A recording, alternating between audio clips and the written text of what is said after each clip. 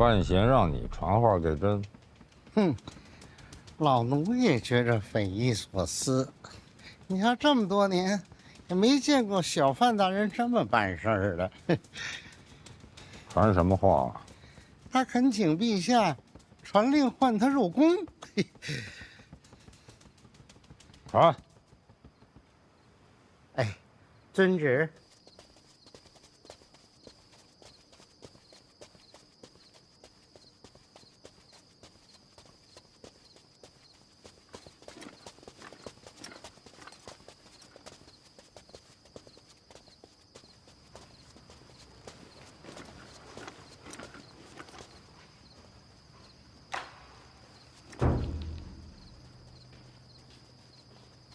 范闲，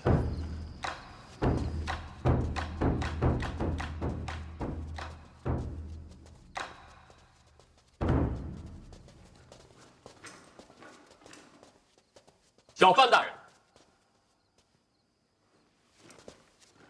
龚统领，有事儿？这么晚了，您这是？陛下召见。现在，按规矩，这时辰，外臣不能入宫。陛下的旨意才是规矩啊！职责所在，公公见谅。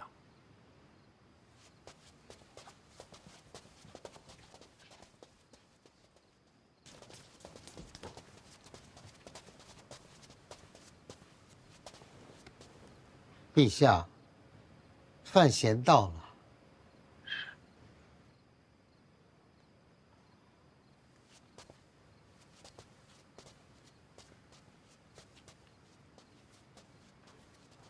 陛下，臣听闻您前些日子被火药炸了，臣是心神不宁，特地调配了一些烧伤药。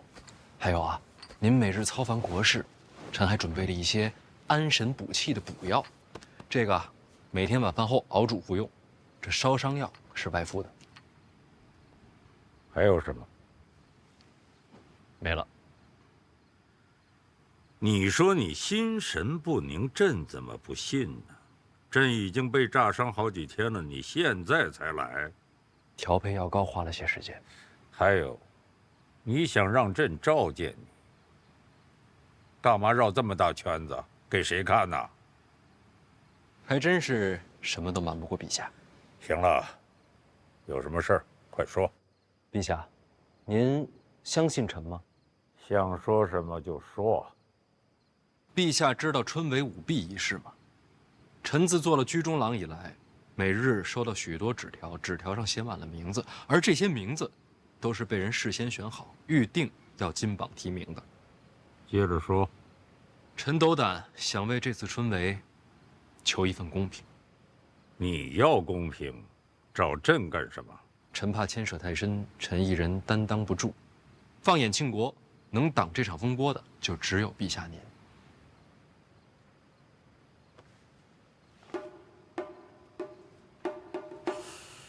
你是想让朕当挡箭牌？不是为我，是为庆国。你这口气怎么这么像赖明成啊？对赖明成的死，你是不是心有怨气呀？是。不该有。是。你倒挺坦诚。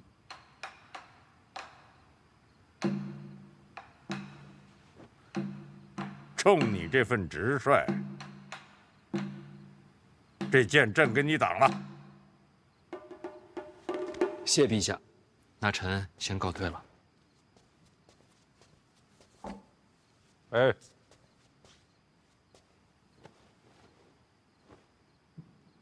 把药给朕敷上。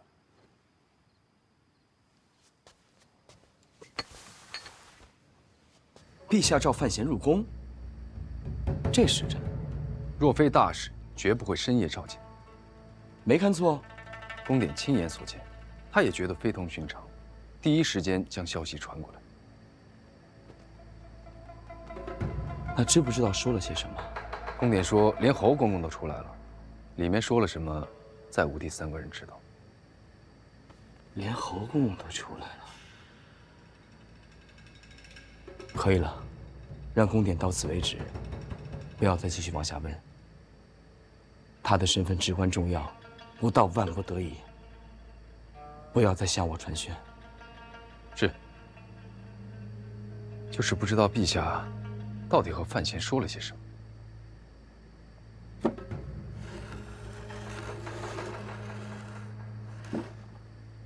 说什么无关紧要，深夜召见又是单独入宫，范闲在陛下眼中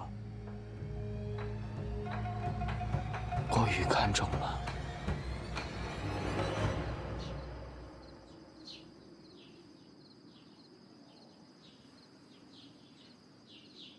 殿下，这事儿啊，我实在是办不了，还请殿下见谅。听说陛下昨日召你入宫了，确有此事。那陛下有交代什么吗？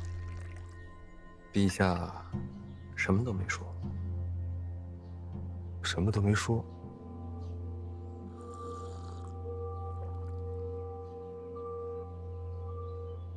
那我也什么都没问。殿下，这次春闱啊，还是各凭本事吧。本该如此。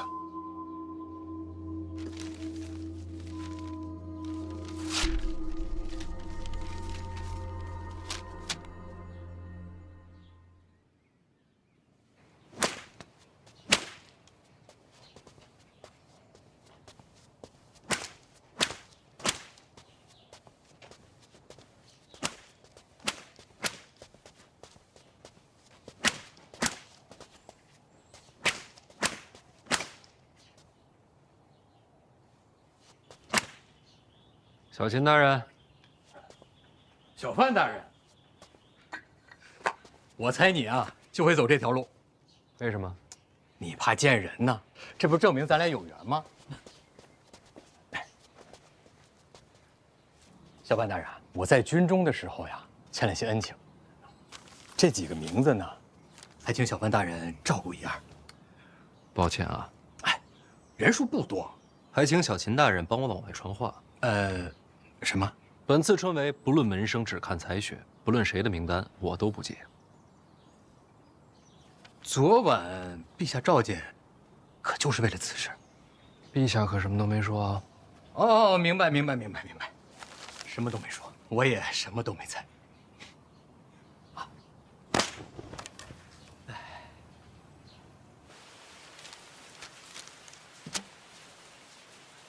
师伯，实在是不好意思啊，春闱这事儿啊，还得按规矩来。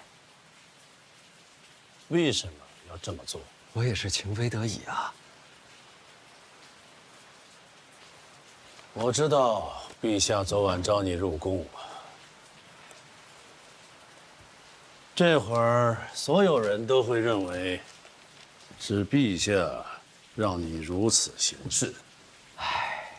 我了解陛下，以他的行事手段，要么动如雷霆，扫清一切，诸般弊端；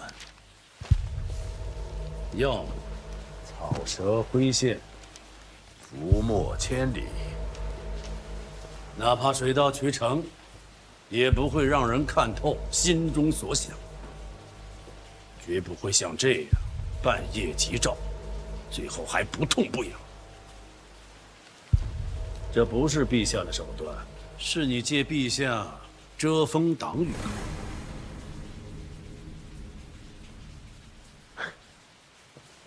师伯真是了解陛下，没人能真正了解他。经过历代君王，如今这一位最能看透。哎，师伯过谦了。别转话题，问你呢，为什么要这么做？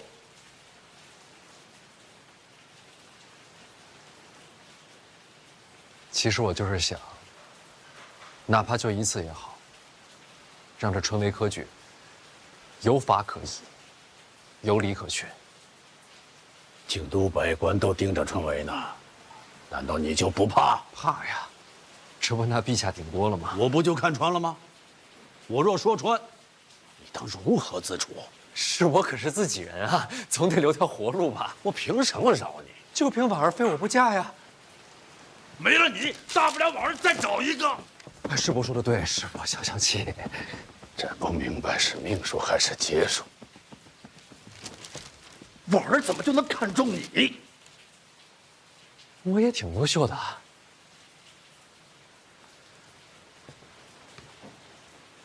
让春月有法可依，图什么？啊？你这么做，你能得到什么好处？其实师伯上次说的话，我听懂了。木秀于林，风必摧之嘛。所以我也想过，随波逐流，与世浮沉，有什么不好啊？看不惯的事儿嘛，忍一忍，将来就看惯了。但是不行啊，我夜里睡不着，心里边煎熬。有3个字，就那么翻翻滚滚的，怎么也压不下去。哪3个字？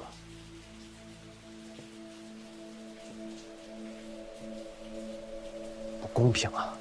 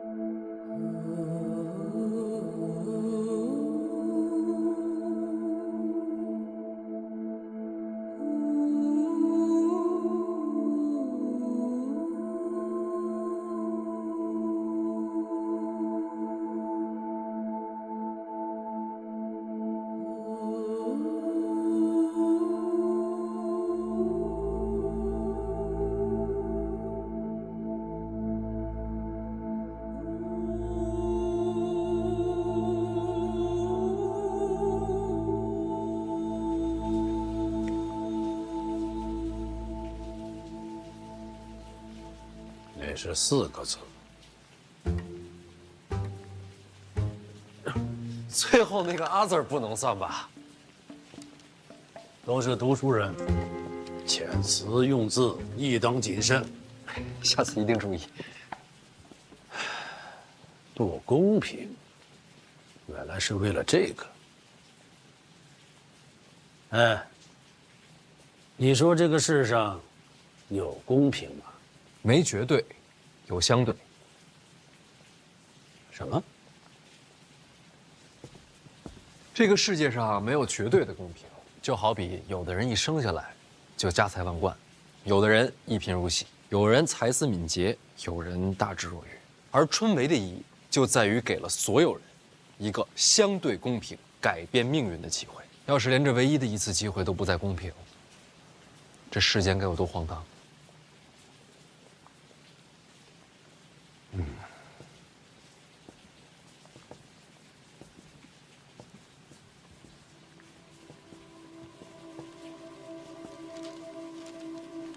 好吧，就让京都公平一回。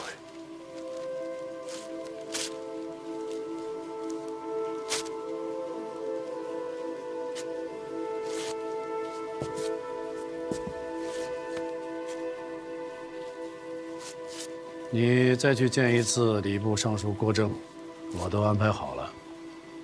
春闱的忌讳规矩问得详细一些。你为他们争公平，别让自己落陷阱。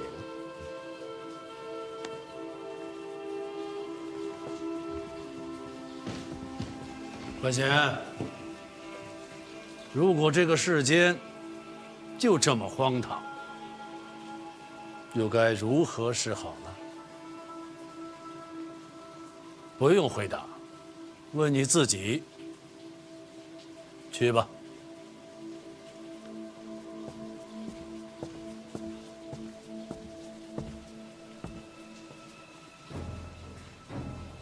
公平。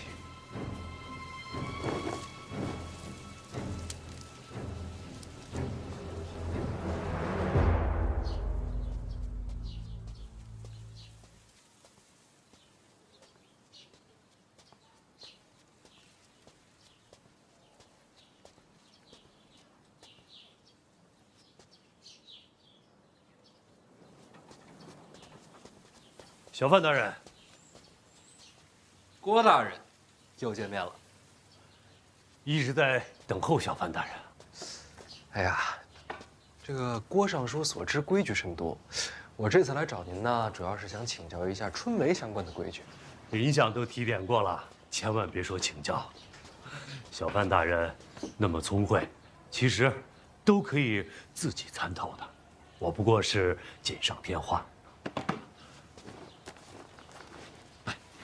早就准备好了。小范大人能者多劳，春闱之日，事务不少啊。开考之前要稽查举子之责，春闱3日要在场内监察巡视，春闱后还要监督胡明抄录。春闱科举是本朝第一大事，规矩忌讳多不胜数，光说不过来，就都写下来了。一应细则尽在其中。小范大人，只要费心看一看，可保春闱当日再无疏漏。如此厚恩，何以为谢？哎，小范大人，啥？过来啊，去那边。这柱子啊，弄直，直。郭大人，郭大人，哦，孙大人，春闱在即，忙啊，忙。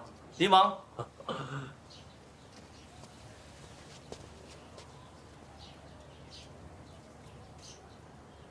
郭大人辛苦啊！谢谢。现在就盼着小范大人早日著书立学，郭某就心满意足了。那就多谢郭大人了，告辞。小范大人慢走。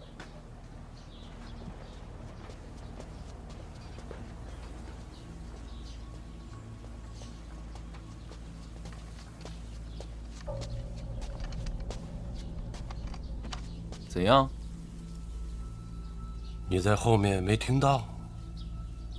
范闲身手不俗，小心起见，我可不敢靠近细品。啊，可惜了，你没有看到小范大人感激涕零的样子，我那会儿都有点于心不忍了啊。你给他那册子都写了什么呀？春闱上的各种规矩细节，该写的我都写了，绝不能在文字上故意犯错。这是对的。范闲为人啊，谨慎得很。不过，像春闱这种大事，多多少少都有一些不该写的规矩。既然不该写，那就自然要留白了。还要请谢大人转告殿下，有我在，春闱上定让小范大人犯下禁忌，大罪不敢说，要让天下学子对其敬而远之。郭大人就不怕得罪林相？怕是怕，只不过郭某的那些把柄没在林相手上啊。殿下说了，那都是往年的废旧账册。禁足之后，当亲自登门致谢上书，顺便把那些废纸都一并烧个干净。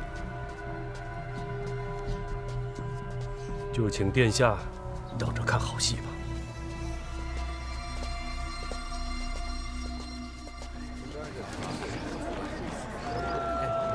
注意点啊！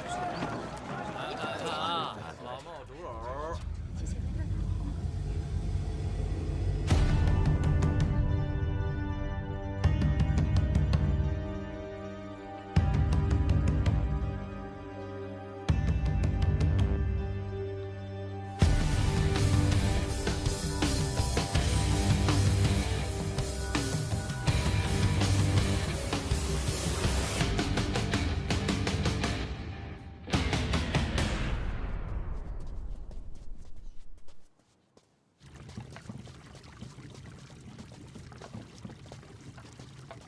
人到了，在屋里呢，都安排好了，没人看见吧？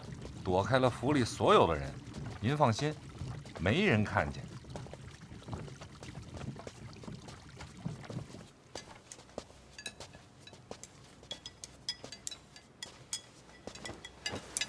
真是饿坏了。回来了。哎，回来了。哎，这一趟从北齐回来呀，可以说是历尽了千辛万苦。幸好我跟老郭绝代双骄，不管是什么排除万难，各施巧计，这才虎口脱险，重返京都。你俩现在关系不错呀。英雄惜英雄。少爷，您看您这都荣归故里了，我得请您吃个饭，接个风，咱俩商量商量吃什么。哎，我请你啊！哎喂，我请你，我请你吃，我请。来吧，少啊，咱中气别这么做。怎么样，咱？我请。我的潜伏日记。辛苦你了。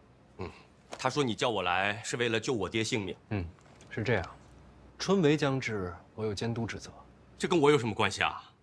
春闱有许多禁忌，我不太清楚。我也不清楚。但你爹曾是礼部尚书。你想要我爹帮你，所以让你回来，看见你，你爹才能放心。哎呀，这么早就开始计划应对春闱了？其实老二提出让我监督春闱之时，我就已经在准备应对之策。现在看来，时机刚好。你们啊，一个比一个心黑，是心细。行了，说吧，你打算怎么救我爹？我来安排，过几日先转入监察院大牢。那还能救得出来吗？我是监察院提司，你觉得呢？不过有一点啊，你爹结党的罪名并非是无限，我可以保他性命，但是再想做官，是不可能了。我知道。能保住性命就已经很不错了。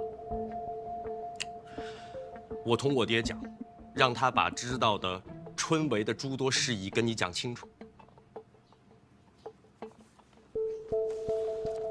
这是什么？现任礼部尚书亲手写的册子，春闱的诸多禁忌都在里面。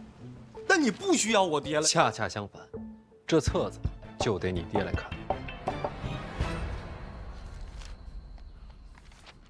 你是怕这本书里写的有陷阱啊？小心为上，有没有陷阱，令尊来判断。行，那走吧，去救我爹。哎，不急这一会儿。司者，哎，这一路舟车劳顿，你们俩都辛苦了，先休息几天，注意别被别人看见啊。那是自然，十分小心。那我就放心了。来吧，首先欢迎二位回家。对。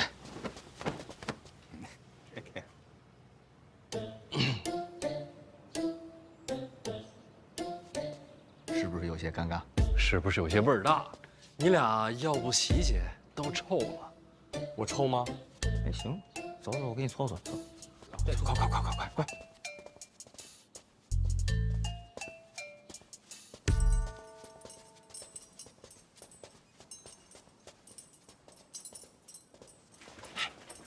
这怎么也没个守卫啊？这不废话吗？这是刑部大牢，这儿你也管得着啊？这点手段还是有的。那你既然这么有手段，你别光想着给他送吃的，今天把他救出来得了。你别急啊，等转到监察院就好办了，就1-2天的事儿。放宽心，这回不骗你。你都骗了我好几回了。郭少，怎么你跟我说话，我就觉得味道不对呢？我洗过了。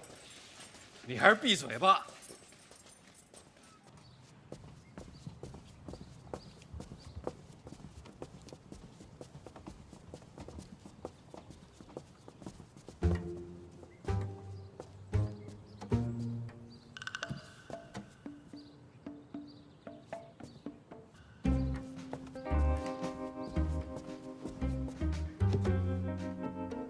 儿子，又来看你了。又要了一个。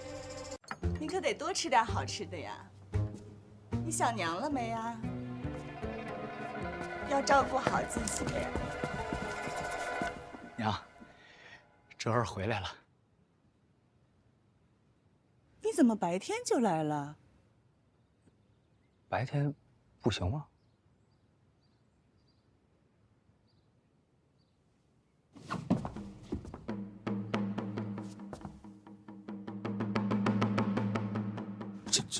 这是什么意思啊？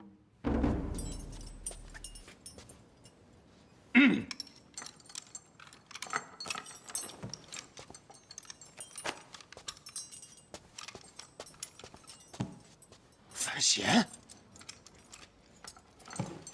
怎么，老夫命数当绝了？我都不知道我自己在你们心目中到底是什么一个形象。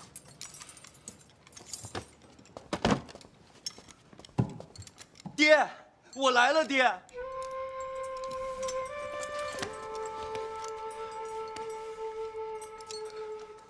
你终于还是落网了。什么终于啊？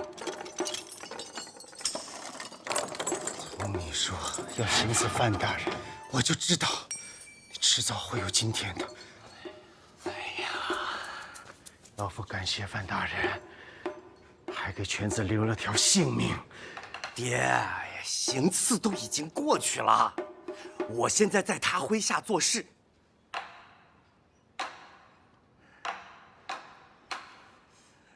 原来如此，犬子才识浅薄，范大人能不计前嫌，给他一个机会，真可谓宽宏大量。要不你俩这边聊？啊，好。爹，我很有用的。这些时日，我一直潜伏在北齐都城。你去北齐都城干什么？掌管一众暗探，主持密报，收集。真的？真的呀，爹。我潜伏至今，毫无破绽。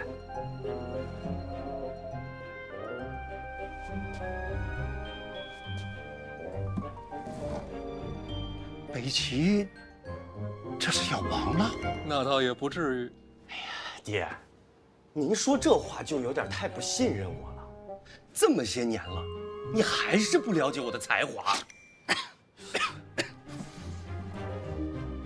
哎，爹，怎么了？竟然不是做梦。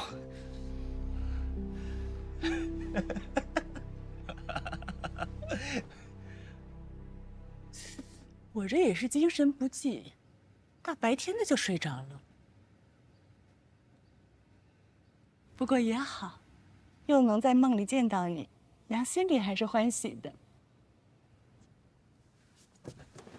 娘，您没做梦，我真回来了。他们可别这会儿叫醒我。娘，真不是梦。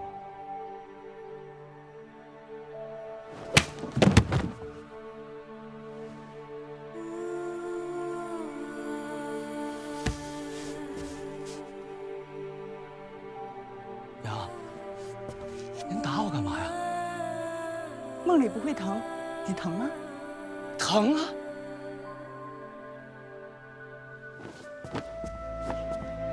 儿子，你真回来了，太好了！不是，那您做梦您打我也不管用啊！哎，别，娘，真疼！您别哭了。回来就好，我给你做好吃的。不用了，不能让他们知道我这回是偷跑回来的。原来长公主和二殿下才是同盟，这真是没想到。爹，二皇子跟范闲不对付，这次春闱是要给他下套。你帮帮他，他答应了，事成之后立刻放你出去。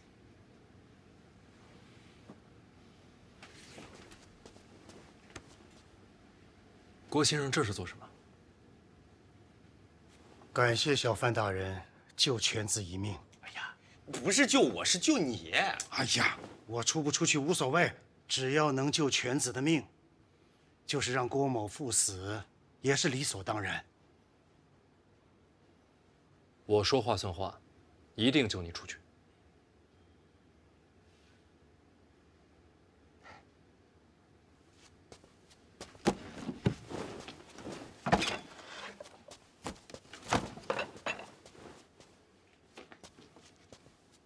方才听闻小范大人说，郭征送了你本册子，可否让老夫过过眼啊？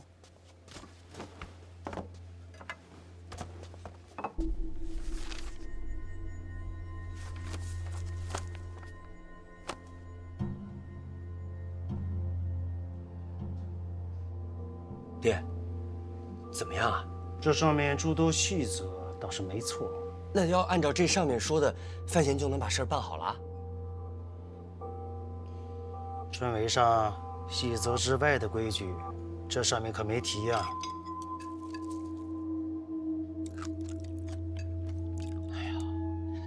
那他们就是要害你。这个郭征到底是谁的麾下呀？从往日看，并无投效之处。藏得深。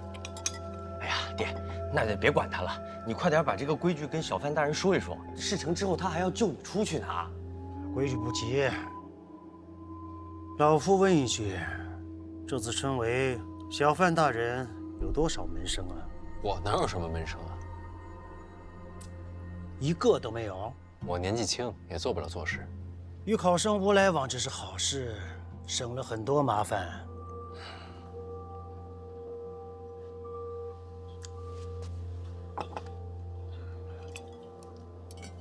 小范大人，是不是想到什么了？前几日倒是见过几个考生，只是见，一起聊了会儿天儿，喝了酒。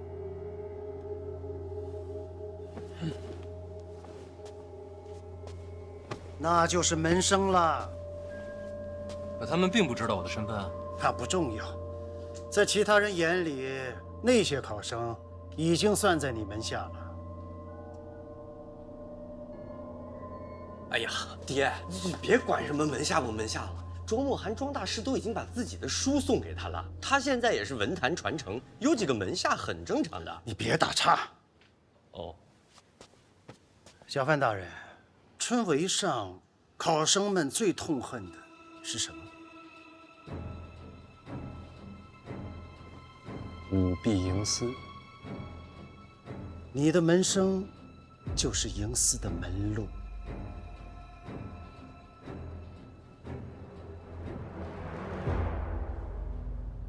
可是范闲他又没打算舞弊营私，我们有什么好担心的？有些事他自己不想做，会有人帮他做。为什么要帮他呀？你是怎么在北齐潜伏下来的？爹，我朝春闱跟北齐又有什么关系啊？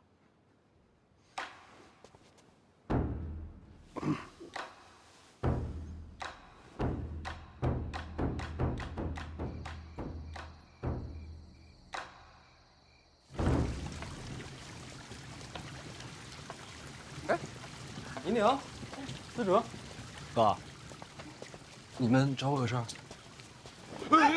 干嘛呀你？别架着我呀！怎么回事啊？我也不知道。放开我！这还憋着跟范闲争家产呢？你胡说八道什么呀？那都什么时候事了？现在都一家人，娘有事求他。求他别害他呀！什么害他呀？司哲说的对，您是长辈，您跪我这儿让人瞧见了，可不是害我吗？啊，不是，就咱们仨，我这又没人看见，偷偷。我嘴太快了，娘，我真忍不住啊！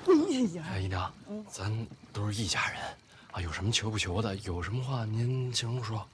咱还不坐着说啊？来，娘，来，姨娘，喝点水。哎，谢谢哥。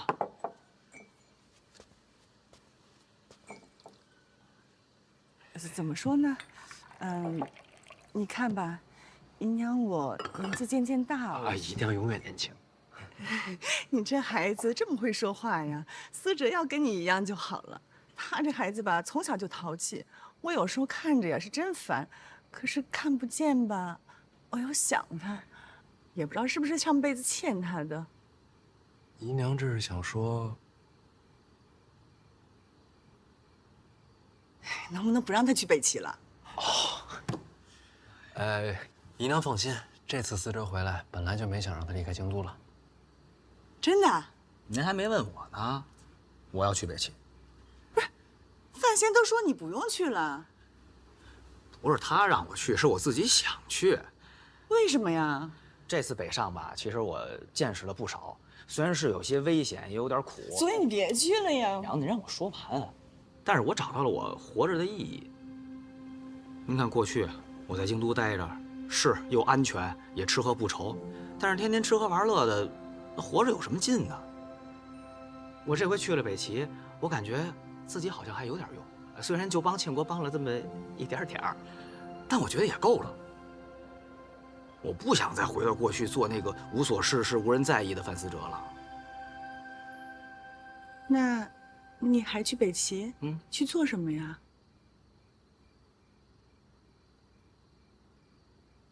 我过来跟你说，哥，听说你接管内库之后要和北齐通商，有这回事？这主理人想好了吗？还没想呢，我帮你想好了。为什么想走这条路啊？我是庆国人啊，这不是为庆国出自己的一份力吗？还有吗？也想给我个人争取一点点小利，我想挣点小钱。那我问你啊，为什么我选你啊？那你干嘛不选我呀？打虎亲兄弟呀，咱俩这关系交给别人你放心。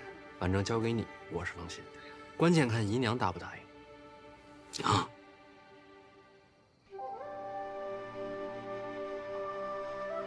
你打算什么时候走呀？您这是同意了？我也想看你长大嘛。行，那我收拾收拾，我明天一早我就走。哎，不急这一会儿，春闱之后是我跟你嫂子大婚，怎么着你也凑完这个热闹再走。行行行，那感情好。那春闱什么时候？完了，好紧张啊！昨晚都没怎么睡着，你这鼾声比炮仗都响，是我一宿没怎么睡着才对啊。侯兄，我现在好像达到一种境界。你看我在家时，这书背得挺好，走了一半忘了一半，到了这儿全忘了。清醒一点呀，要考试了。段嘉林呢？啊，他说他去买面饼了，让咱们先走。哎，慢点。真多呀！一蒸馏，同富龙门。是啊，这条路的尽头就是天下所有读书人的希望啊！抱歉。来。侯兄，我觉得你睡得挺好的啊，还有劲儿喊呢。我这不是被挤精神了吗？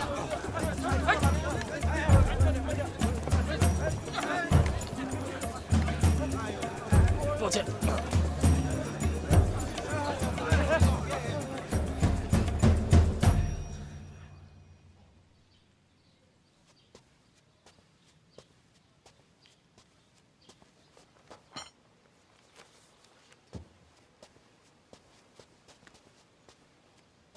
小范大人，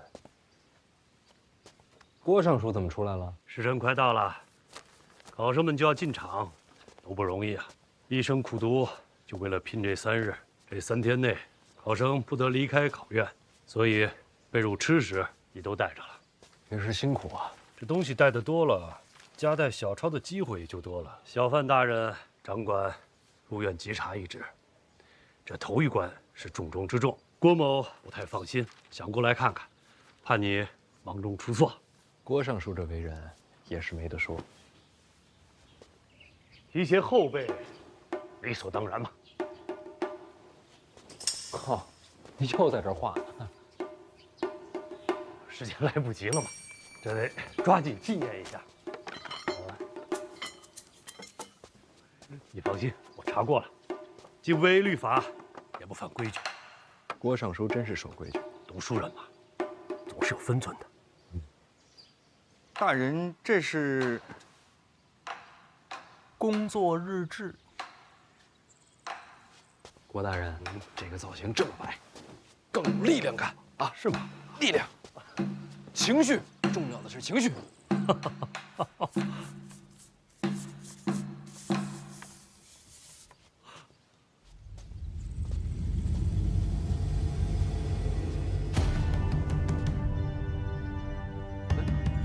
都这个时辰了，考生怎么还不来？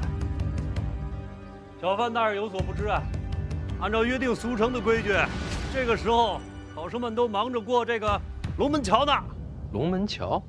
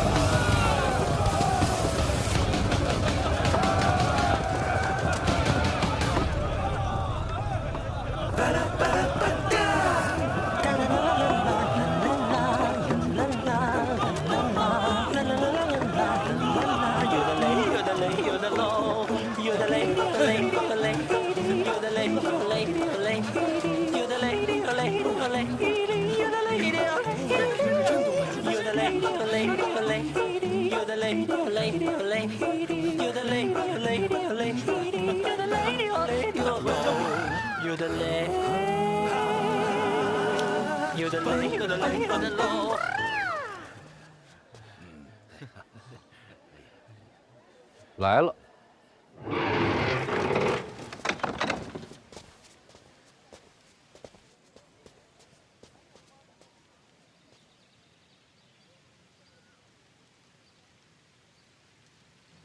诸位早上好，我是范闲，是小范师先，未来的文坛宗师啊！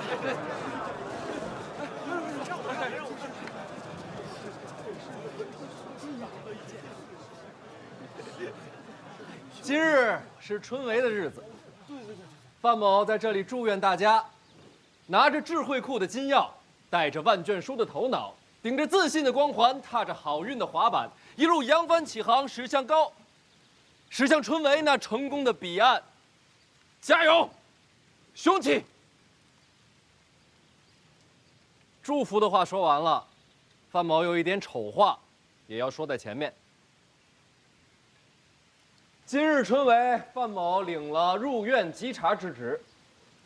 诸位身上要是有不该带的东西，烦请入院之前扔在此处。谁要是进院之后被发现了，一律取消春闱资格，绝无转还余地。范某，拜托各位了。小范大人发话，不能让小张知道。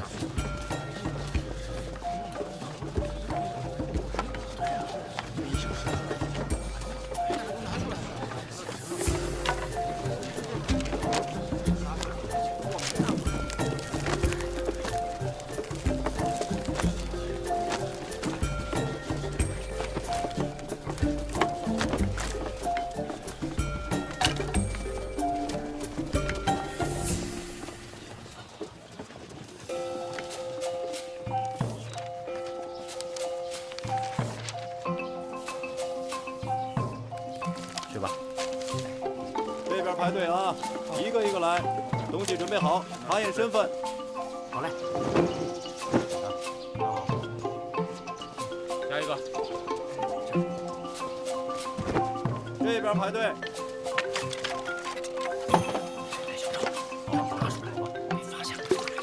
你的东西拿出来。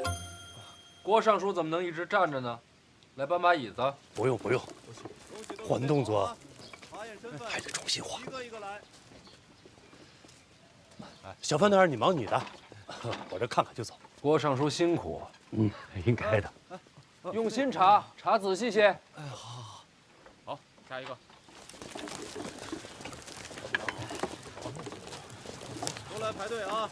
一个一个。机长和嘉玲呢？这前面的吧，丢不了。赶紧进吧，没瞧见小范大人。下一个。心思不行啊！来，东西放这儿。还真有人夹带小抄啊！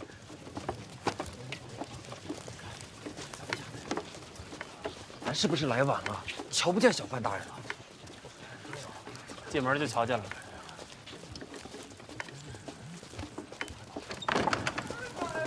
大人，我知道错了。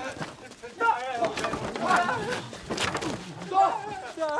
学生知错了，大人，学生知错了，大人。哎，又是个藏小抄进考院的无耻之徒，活该，书都白读了。哎，就到我们了。听说小范大人会亲自稽查。哎，你说这诗仙，他得长什么样啊？再给我一次机会吧，大人，学生知道错了。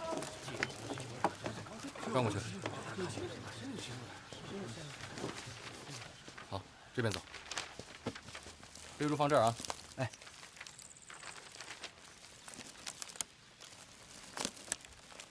来，往前走，往前走。敢问兄台，那边坐着的那位是何人啊？你连范闲范大人都不认识？他就是范闲。哎，背书放这儿。话。转过去。我眼花了，这不是跟咱们聊天的那位公子吗？他竟是小范诗仙。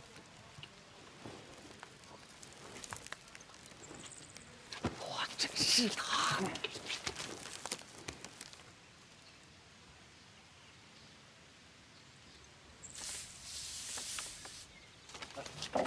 去！站着。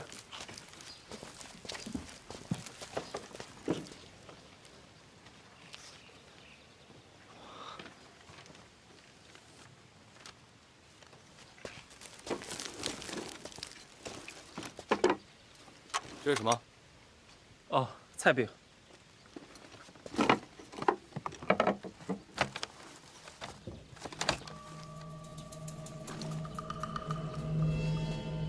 大人，这里没有纸条。这里怎么可？出去，走。我没带小抄。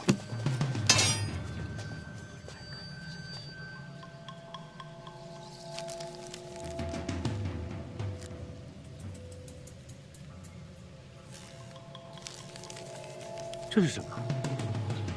胆子真大呀！他是不想考呀？回大人，学生不知。学生当真不知此事。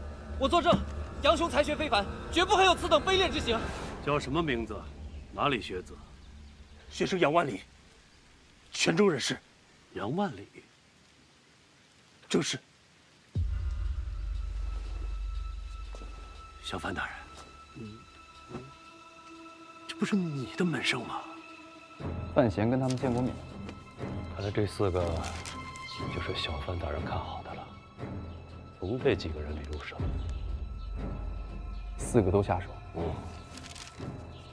那就过犹不及了。挑一个。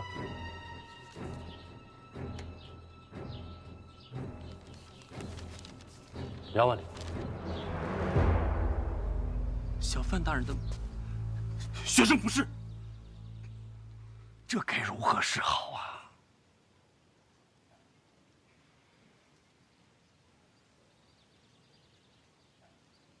我觉着吧，春闱应该干净，是得干净。那就按规矩办。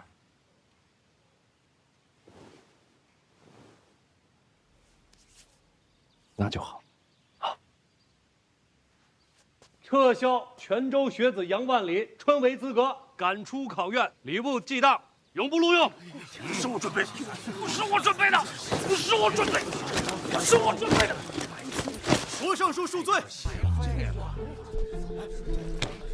恕什么罪？回尚书，这东西是我方才偷偷塞进去的。这东西是你塞进去的？正是。为什么呀？ 在下从小读不进书，没前程可言，心里不平，就想坑个学生玩玩。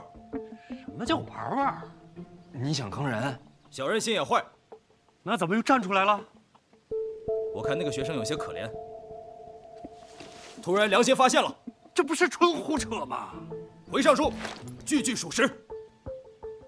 此话谁能信？上书，上书，别生气啊！一把年纪了，再气坏身子。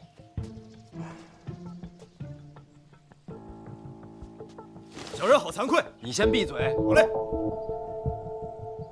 小范大人，杨兄绝不是这种人。郭尚书，礼部的规矩我确实不懂，能不能多问一句？请讲。您刚才说要把这考生逐出考场，礼部记党。正是如此。那这罚的可够重的。请问他犯什么错了？夹带小抄，人品低劣。哪有小抄啊？小范大人，这众目睽睽，那是我干的。闭嘴。好嘞。您说这个呀？这要定罪的话，这就算罪证。要不，咱把罪证打开看看？当然得看，必须得看。我也想看看，这都写的是些什么？肉饼2钱1个，面饼1钱2个。哎呀！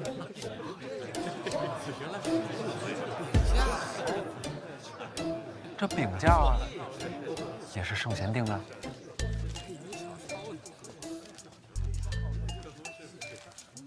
哟，这卖的还挺全乎，还有卤菜。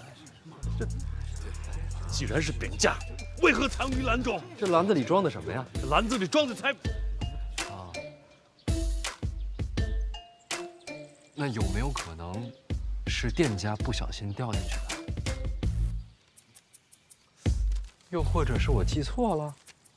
这肉饼2钱1个，确实是上古奇书圣贤所言。要不郭尚书再查查？哎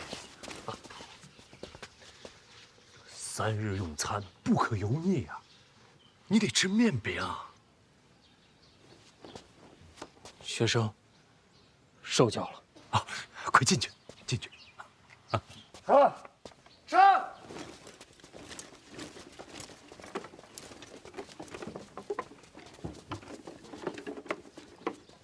你又是怎么回事？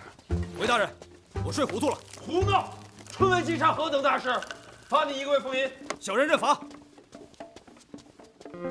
郭尚书觉得呢？小范大人，这边的事儿您多费心，我还得去考卷那边看看，累呀，闲不下来，闲不下来。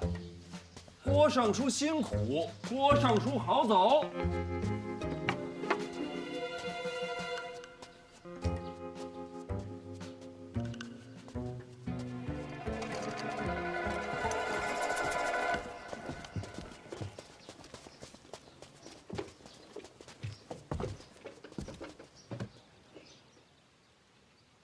谁教你的？回大人，小人是林相麾下。林相的意思，春闱若有麻烦，小人替大人接了。你自己的命不要了，用兵一时。回去转告师伯，回沪的心意我领了，春闱的事儿我自己接着。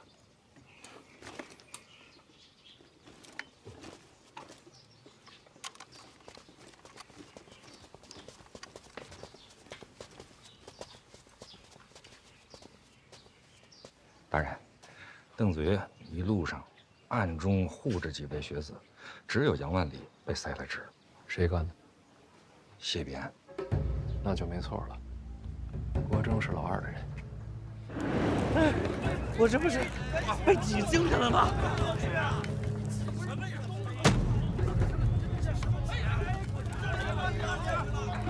抱歉。郭征手段可是够恶毒的。这才刚开始，还有3天，咱们好好陪郭大人玩玩。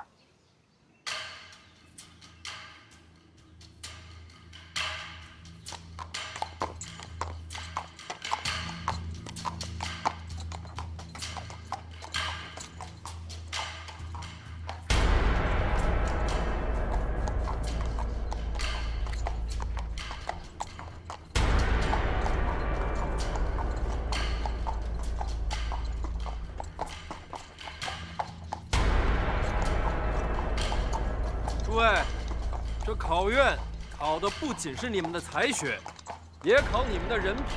我祝各位前程似锦，也劝你们好自为之。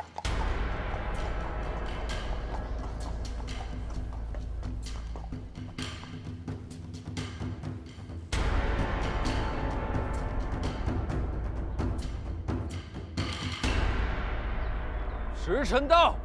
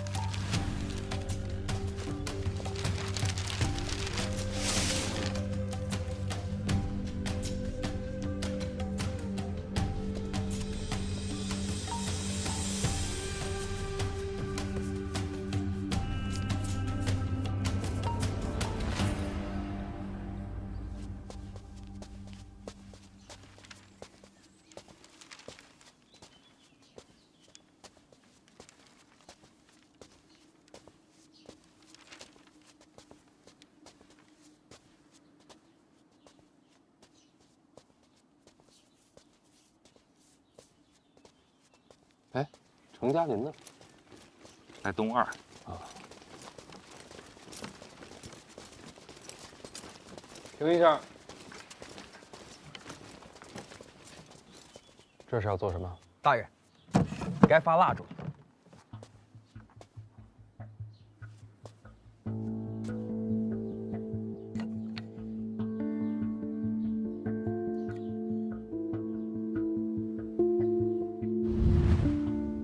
小范大人如今声名玉隆，权势滔天，对你弄点小麻烦，影响不大。想要你身败名裂，必须是大麻烦，而这第一件事就是火。考院内由礼部向各号房分发蜡烛，以职责而论，这件事必定由你经手。 众考生挤在一起，若蜡烛动了手脚，什么后果？火灾。若几间号房同时起火，搞不好就是一场惨剧。想要毁了你的前途，就得要这么大手笔。我有本，先别发了。别发了。考院巡查。 防火一事是重中之重，而郭忠在这册子里却轻描淡写一笔带过。我猜，这就是他给大人设的陷阱。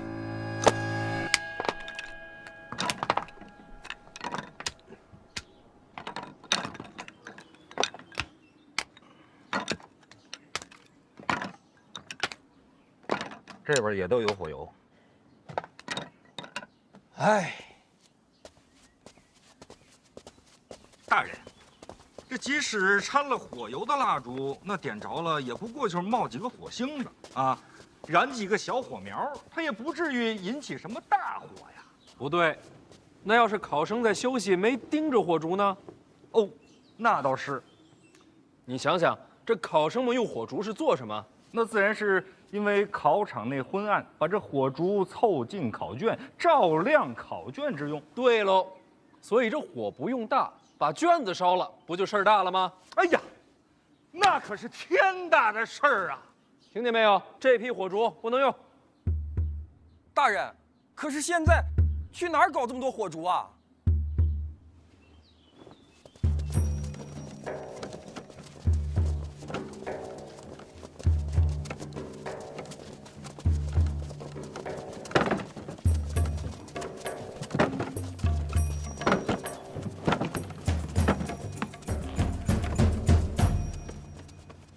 ？3日之内，所用火烛皆由监察院提供。还有啊，把这个麻烦转交给尚书大人。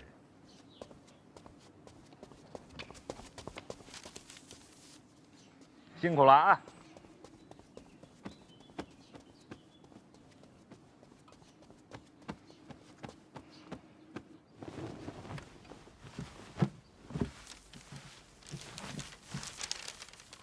入库账册什么意思？监察院的人说，我监察院为考生们提供火烛，此乃大善之事。但是呢，咱们在商不是在官要严官啊。最重要的事情呢是要守规矩。这春闱本是你礼部的差事啊，那这火烛之钱也应该由你礼部来承担。当然了，既然是大善之事嘛，这火烛之价钱呢，可以给你减上1成。什么叫在官严官？哪有这种词儿啊？再说这火烛，这监察院要插手了，咱们不是准备了吗？小范大人也有传话，国尚说，这几日啊，范某心血来潮，掐指一算，您猜怎么着？火光之灾不吉利啊！我就想着把这些蜡烛全换了，用我监察院的，到时候再出什么问题，都算到范某头上。当然了，您要是不愿意的话，咱就把这礼部的蜡烛检查一遍，但凡没事儿，咱就用回去。您说好不好呀？这掐指一算，是有点胡闹了。再说了，人家都说血光之灾，哪有火光之灾这一说呀？大人，要不咱们就按照小范大人说的，自家蜡烛再查一遍。这小范大人也是忧心国事，本质是好的。那监察院的蜡烛用用也行，那还得再付一笔银钱呢。照付吧。哎，等等，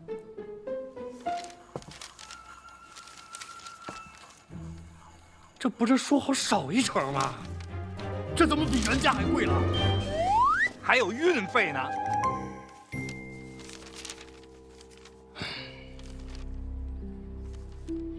也不能耽误了考院学子不是？就照着办吧。来啊，这是你的，谢谢，小心用火，收好啊。好嘞，注意安全，这是你的，谢谢，多谢，小心使用，谢谢，小心火烛啊，来，拿好了，好，小心用火啊，来，注意安全，谢谢，谢谢。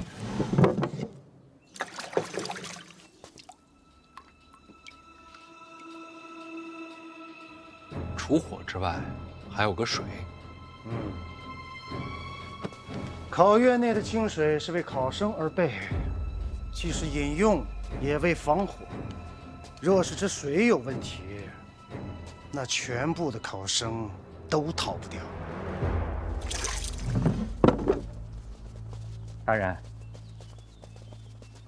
这水里有毒？那不至于，那就好。水放了很久，已经腐坏，绝对撑不过3天。按大人的吩咐，医术的水缸已经抬过来了，全换了。脚步倾斜啊！这次就别收运费了，都听大人的。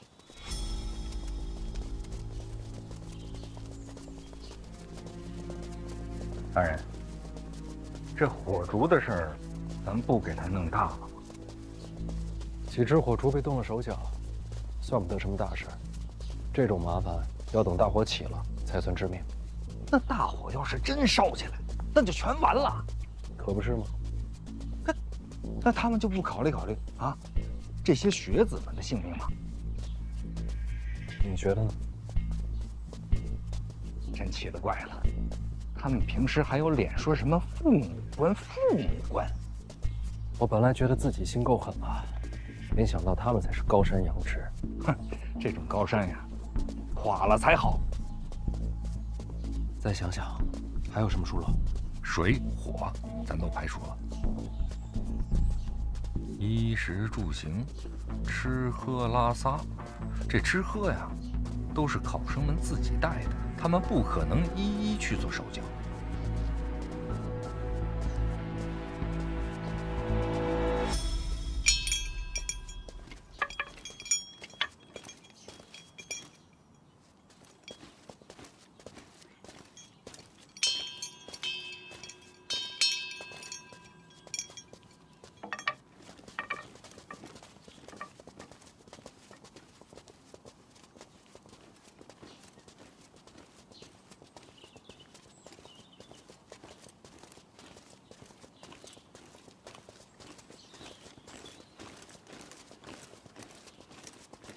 这是干什么去的？这是出大宫去茅房的。不是隔间里边都摆了马桶吗？以前是都用马桶，可是毕竟这考成为3日，气味难闻，影响这些考生的发挥，后来就都改成去茅房了。这就是避不开的地方。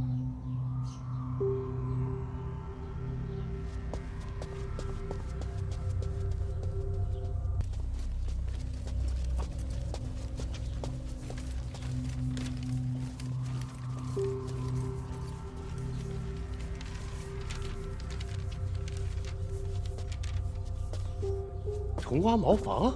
是啊，又是小范大人的主意。大人，这确实有点莫名其妙了。就说人手不够，来不及。他从监察院1处调的人，根本没找咱们。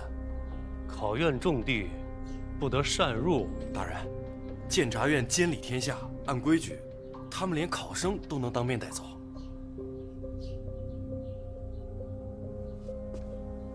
那你还跟我说什么？他请大人调礼部库房的木料和砖石。那是金丝楠，是金砖，建什么茅厕？他说是夸张了点儿，但是什么？但春闱由礼部操办，人他可以出，材料得由礼部出，这样才叫不违律法，不犯规矩。啊，去呀！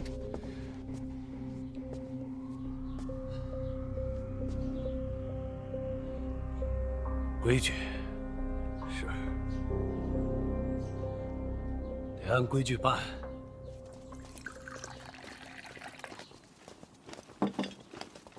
大人，老邓他们新修的茅房修好了，绝对不会影响春闱。大家辛苦了。这想起来就后怕呀！啊，你说他们多阴损呐！啊！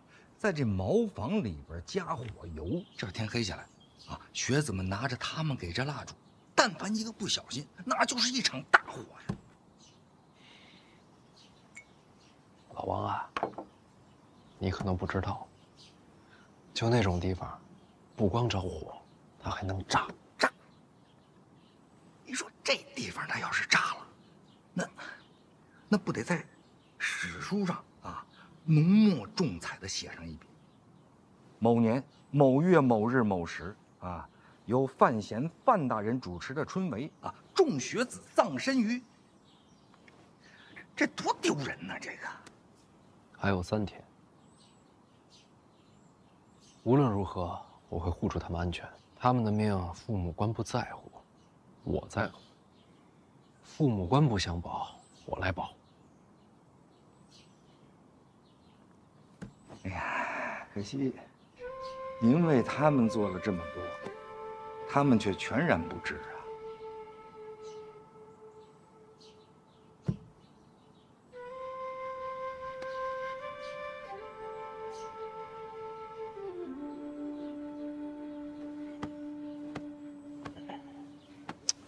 好人好事不留名，还请叫我红领巾。不，大人，您刚才说什么巾？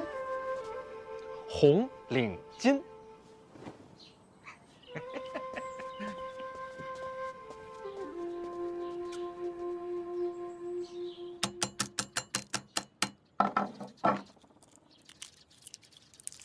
蜡烛和饮水都换了，连茅厕都现搭了一个。郭尚书还收买了几位考生，3日内找法子再构陷范闲就是。不用了，不用了。水火不起，终无大事。范闲这圣恩啊，没有几10条人命，压不下来。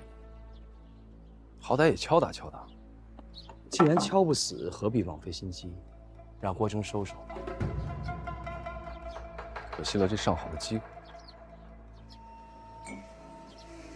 这事儿啊，有蹊跷。郭征的手段换我，搞不好也要被坑了。范闲奸诈？不是。这些细碎小事，也只有礼部打磨多年的老人才能够瞧得清楚，要不然谁会查看蜡烛饮水呢？礼部有人帮他。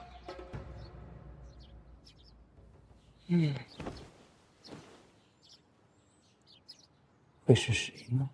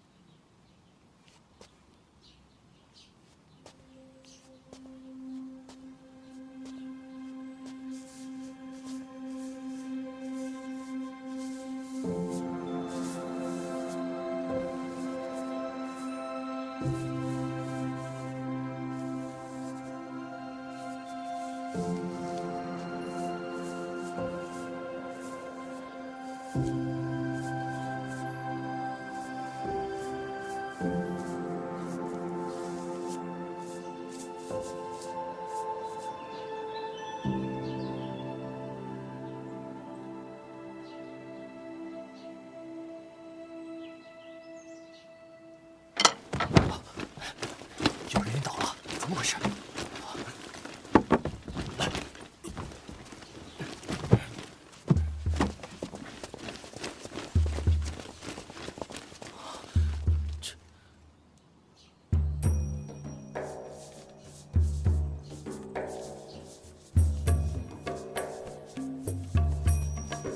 收卷。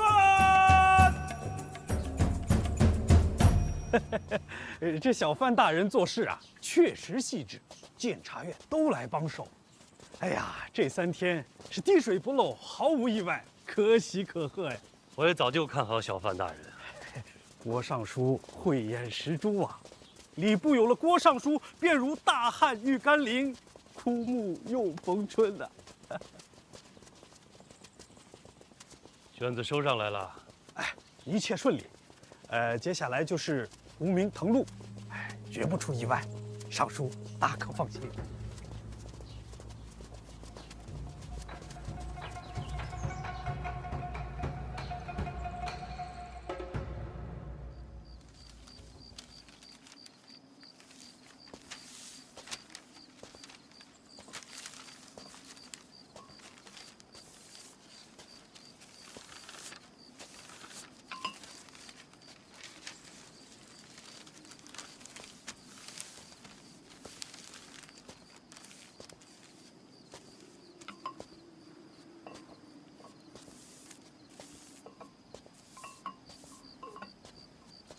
小范大人，好，这几天您可是辛苦了，不如先回府上休息吧。那可不行，我还得监督这个胡明抄录，陛下给的差事可不能懈怠。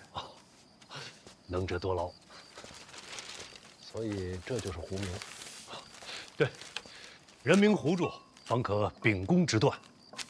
那边就是抄录，所有的卷子我们都会统一抄一份。毕竟，字体这东西啊，也容易泄露身份。细致。抄录完毕，再送去阅卷，仅凭才华取胜。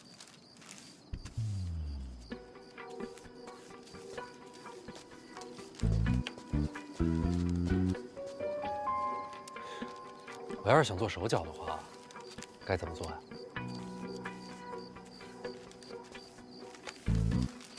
小范大人说了什么？我是在说呀，我要是想在这胡明抄录上做手脚，该如何行事啊？小范大人，这个玩笑可不敢开啊！我不做这事儿，我就是好奇。那绝无此事。咱不聊现在，以前也没有管。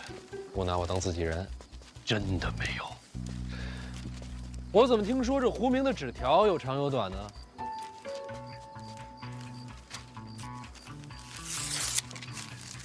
长短不一，也是标记。那边是抄录区对吧？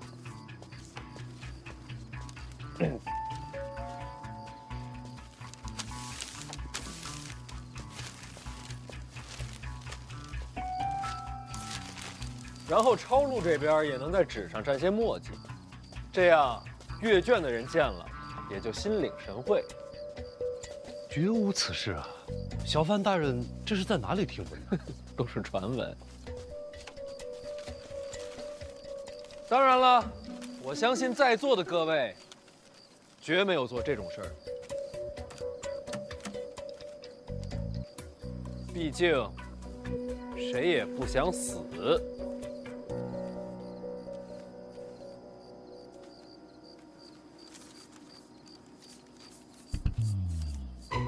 开个玩笑，各位好好工作，我学习学习。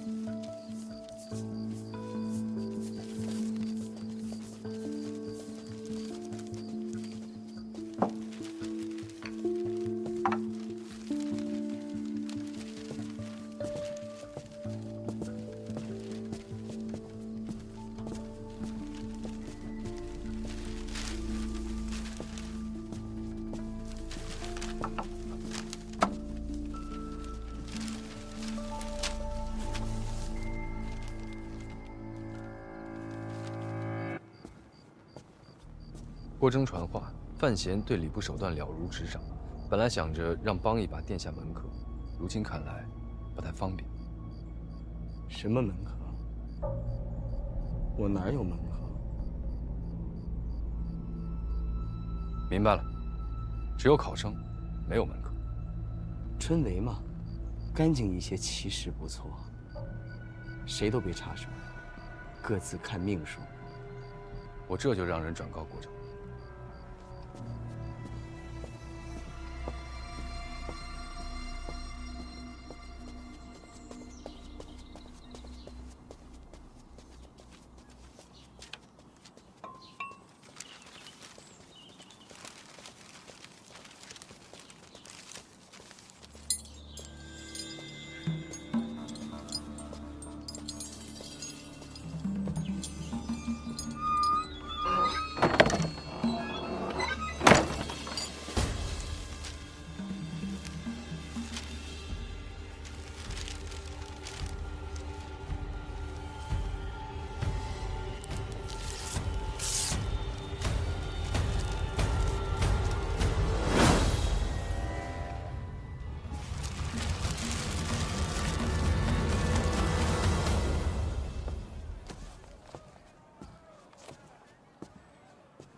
师兄、杨兄，怎么起这么早？哈，习惯了，这时辰一到就睡不着了。师兄，都考完了，怎么还看书啊？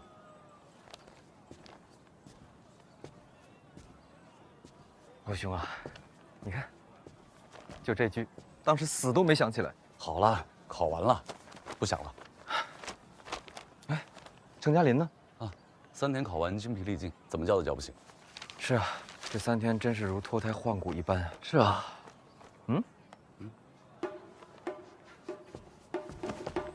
师兄，你有些奇怪啊。侯兄，什么味道？你好香啊！师兄好鼻子啊！又有吃的。当然。侯兄真的是有心。鸡呀，烧鸡哎！你哪儿来的？昨天晚上就备好了，本来想着咱们考完啊庆祝一下，结果你们3个睡得跟死猪一样。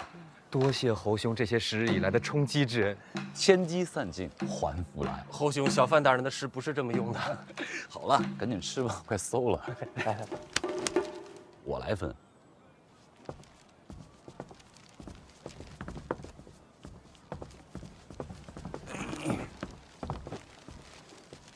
谁曾想，那晚请我喝酒吃肉的，竟然是小范大人。可不是嘛，这谁能想到？是啊，当时我知道的时候都吓了一跳。说起来，进考院那会儿，他菜饼里被寻到纸条，我当时都吓死了。还是小范大人还我清白。哎，咱们4个是不是应该去拜访一下小范大人啊？为何啊？现在街上满是传闻，咱们4个应当是被当做小范大人的麾下门生了。可我们自己知道，我们不是啊。那莫不如我们顺水推舟？你的意思是登门拜师？小范大人的才学，做我等的做师绰绰有余吧？能拜小范大人为师，好啊！当然。可现在去，不就成了走门路了？是啊。身正不怕影子斜。对呀，身要正，影也不能斜。啊，我们可以去拜访小范大人啊，但不是现在。何时啊？就算要去，也要等到发榜以后，尘埃落定，才好相见。可，就是这道理。我也是这么想的。给嘉林留点。我是程嘉林。走开。哎，也不知道小范大人此时在做什么呢？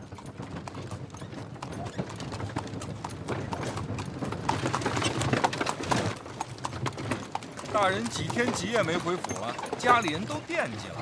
那不行啊，这阅卷我得盯着，想要干净啊，就得费心。这回全完事儿了吧？几日辛劳，阅卷审完，现在就等放榜了。这一次啊，别的不说，称得上干净、公平。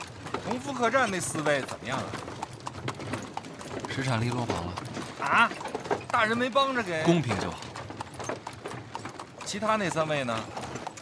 不出意外的话，那3个人应该都在榜上，尤其是杨万里，文章不错。嘿，大人这眼力啊，那就是超群啊！一共见了4个，这就中了3发。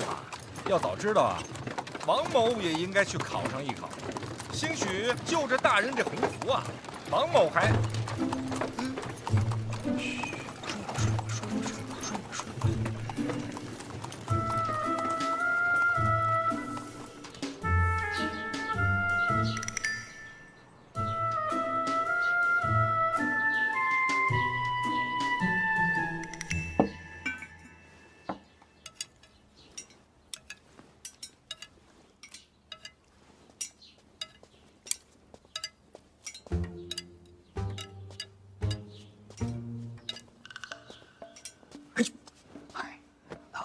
你这脚底下能不能有点动静啊？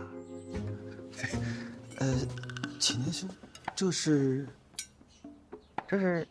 小范大人的饭呐。啊，那启年兄，这又是？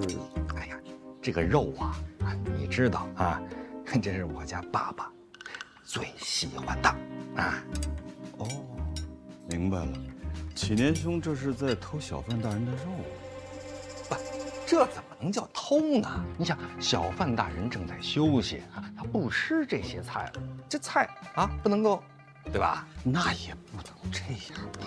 不是，这菜如果没有人吃，啊，就会被倒掉，那不就是浪费吗？但是浪费总是不好的吧？倒也是。那我这么做，它有什么不好的吗？启年兄，你这么绕我，这个事情就分不出是非曲直了。哎呀，好了，哎，坐，哎，一块吃，别客气，好吧？这样，我请你啊，尝尝小范大人家的饭啊，来，尝尝啊，这个肉呢，啊，给我家姑娘留着，咱们把这个麻烦的啊有刺儿的鱼，咱们把它吃啊，来。那可是启年兄，你让我吃的。哎呀，我让你吃。哎，你尝尝这鱼眼睛啊！你平常看文书看的太多，补一补眼睛。哦，哎，即是，那我就尝尝，怎么样？鲜美。哎，好吃不好吃？好吃，自然是好吃。要不然你看我都长胖了。哎，你再尝尝这个啊，启年兄。小范大人，这还要睡多久啊？你有事儿啊？是，这不是礼部那边吗？这个会试的榜单已经下来了，按照规矩放榜之前，得咱们先过一遍。院长看不就完了吗？那院长让我送来给小范大人，怎么这么死心眼儿啊？让大人多睡会儿，咱们多吃会儿，不好吗？来，你尝尝这个啊！哎，对，我先尝一口啊！哎，好吃，尝。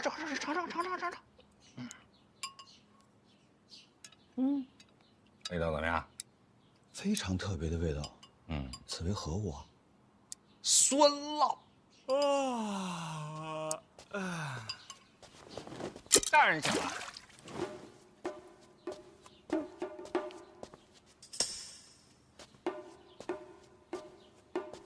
没事，接着吃呗。你看我干什么？老王也别装傻，嘴上酸奶都没擦干净啊！大人何为酸奶呀？有事儿啊？哎，这是会试的榜单，院长让我送来的。你们吃你们的。啊，我先找着我那筷子去啊。哎。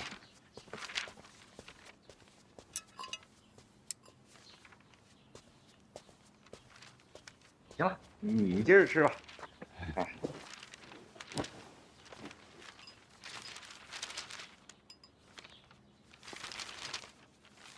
怎么了，大人？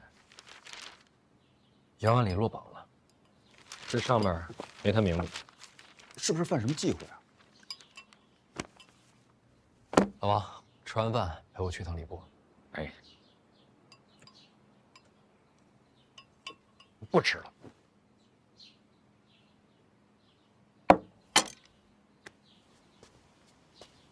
哎呀，你就别跟这儿绕了。哎，大人，怎么样啊？翻了翻审过的卷子，高中那一批里边有杨万里的，不是胡名了吗？考院里边看过他写的策论，内容我还记得。那是谁抄名字的时候抄漏了？不是，卷子的内容是杨万里的，那名字改了。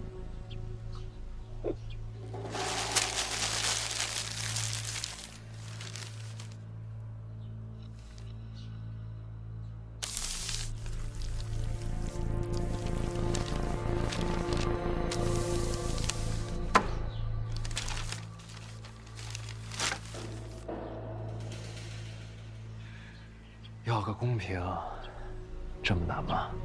这得查呀，大人，看看是谁顶替了杨万里。不用查了，这名字我认得。认呐？到时候这几个名字帮我扫一眼。殿下是想要我做什么？抄录的时候什么都不用做，就足够了。顶替杨万里的名字就在其中之一。太子文生。敢问大人，除了他，还有没有其他人？就他一个，除他之外，其他名次一切正常。大人，一定要慎重，一定要慎重。二殿下已经与您心生嫌隙，此时如果再与太子交恶的话，此事要好好想想。不用想了，我这个人说了话就得算。什么话？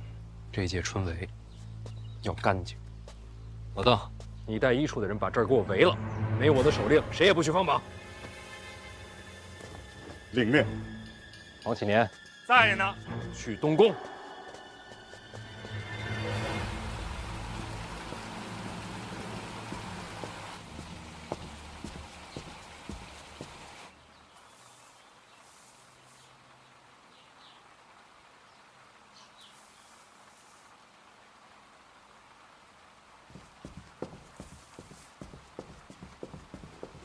殿下，范大人不请自来了。为何不早禀报？快说！您要的制衣今天也好了，已经在来的路上了。谁安排的呀？您安排的。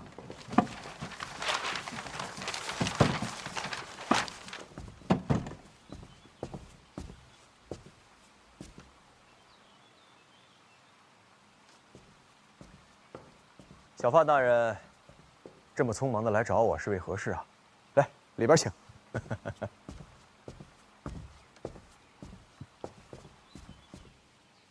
原来范兄是为此事而来。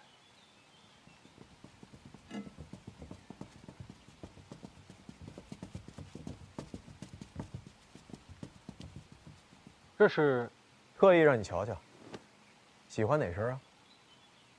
我又不懂这些，这是哪个铺子的手艺啊？我做的。殿下啊，随便画的，寻制衣的来做。设计师啊？什么师？啊，没什么。这怎么都蒙着面啊？面相看不得，气质都对不上。懂了。殿下这些衣裳是为谁量身定制啊？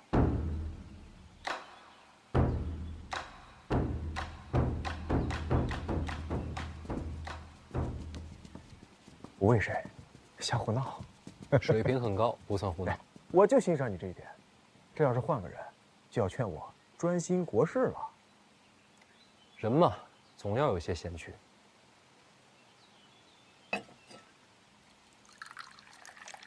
对了，这春闱榜单，冒名顶替之人，的确是我门生。但是我说此事与我无关，你信吗？当然信。要是殿下做的，绝不可能只换一人，也不会专门针对杨万里。这分明是有人从中挑拨，引你我相争。看得准。范闲把考场围了，全城都惊了。然后呢？然后直接去了东宫。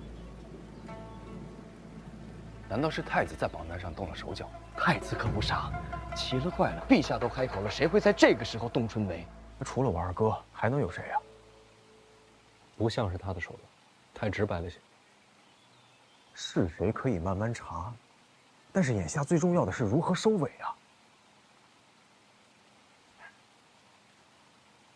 好歹是我门生，不如将错就错。这样，杨万里那边呢，我保他1年之内入仕途，怎么样？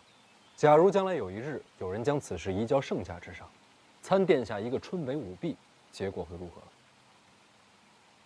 岂能授人以柄？还是你看得远？这事儿不能就这么忍了。岂止不能忍，还得闹大点。怎么闹？闹到监察院吗？这是春闱考院，是礼部直属之地。你等拦在此处，若误了明日放榜，谁来领罪？监察院1处邓子越愿担此责。哼，监察院什么时候把礼教法度踩在脚下了？刀剑无情，还望尚书大人自重。我倒想看看你这刀剑怎么无情。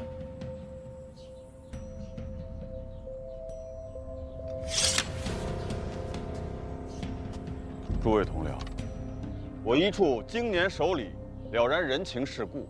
可是监察院有必要了然人情世故吗？咱们手上这把刀可不是摆设。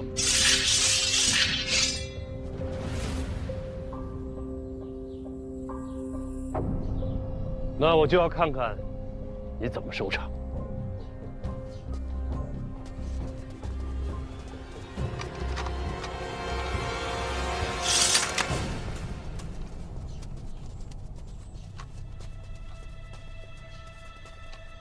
诸位同僚，小范大人为众生封考院，此等风范天下少有。他说的都是真话。邓某此前终日浑浑噩噩，得过且过，可以说是耳聋眼瞎。但小范大人来了之后，一处不一样。我相信一处一定能像从前一样，行使监察百官、震慑奸佞的职责。故此，邓某此生决计追随小范大人，还请诸位同僚此后行事对得起身上这身官袍，对得起大庆。对大庆。入宫见驾，小范大人和太子殿下。